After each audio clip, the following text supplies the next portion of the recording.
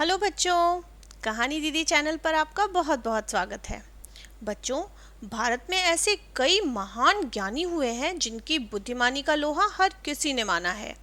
उनके व्यक्तित्व व चतुराई से जुड़े किस्से हर किसी को प्रभावित और रोमांचित करते हैं। भारत के इतिहास में ऐसे ही एक शख्स हुए हैं जिनका नाम है तेनालीराम। तेनालीराम की बुद्धिमानी से भला कौन परिचित नहीं है।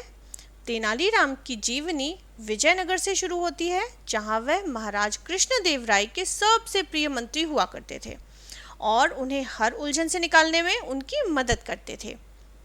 तेनालीराम से जुड़े किस्से हर किसी को हंसी हंसी में बहुत कुछ सिखा जाते हैं। तो बच्चों, आज मैं फिर से आप सबके लिए लेकर आई हूँ तेनालीराम से जुड़ी हुई एक बड़ी मज़ेदार कहानी। कहानी का नाम है तेनालीराम और मटके की कहानी। तो बच्चों, एक बार की बात है, किसी कारण से महाराज कृष्णदेव राय तेनालीराम से बहुत नाराज हो गए।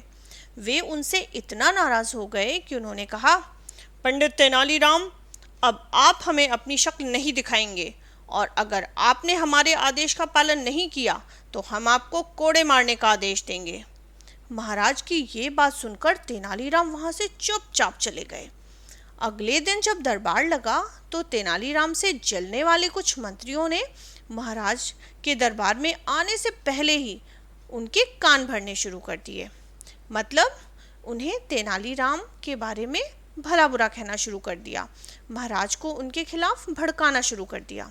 उन्होंने कहा, महाराज, आपके मना करने के बावजूद तेनाली तो दरबार में आ पहुंचे हैं। इतना ही नहीं, यहाँ आकर वे सबके साथ हंसी मजाक भी कर रहे हैं। यह तो सरासर आपके आदेश की अवहेलना है। अवहेलना मतलब जो काम करने के लिए मना किया जाए वही काम करना। उन्हें इसकी सजा मिलनी ही चाहिए। यह सुनकर महाराज तो गुस्से में आग बबूला हो गए और अपनी गति बढ़ाकर जल्दी से दरबार की ओर बढ़ने लगे। वो जैसे ही दरबार में पहुंचे, उन्होंने देखा तेनालीराम अपने मुंह पर एक मटका पहने दरबार में खड़े हैं।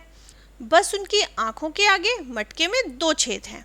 उनकी इस हरकत को देखकर महाराज कृष्णदेव राय ने गुस्से में उनसे कहा, पंडित तेनालीराम, हमने आपसे कहा था कि आप हमें अपनी शक्ल नहीं दिखाएंगे, फिर ऐसा क्या हुआ कि आपने हमारे आदेश का पालन तक नहीं किया।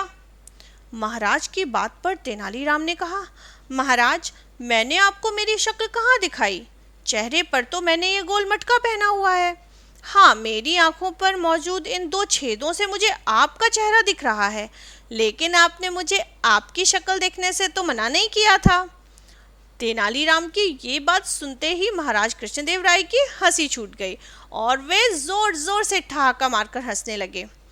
राजा को हंसते देखकर सारे दरबारी भी हंसने लगे।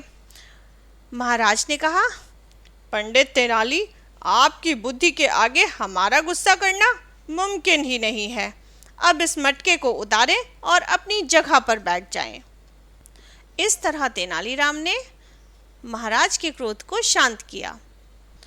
तो देखा बच्चों, इस कहानी से हमें ये सीख मिली कि परिस्थितियाँ, सिचुएशंस कैसी भी हों, उन्हें हम अपने पक्ष में कर सकते हैं।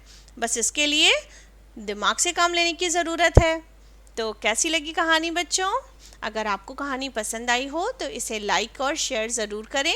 साथ ही सब्सक्राइब करें मेरे चैनल कहानी दीदी को, ऐसी ही प्यारी प्यारी और मज़ेदार कहानियों के लिए। मिलती हूँ अगली बार एक नई और मज़ेदार कहानी के साथ। तब तक के लिए बाय बाय बच्चों।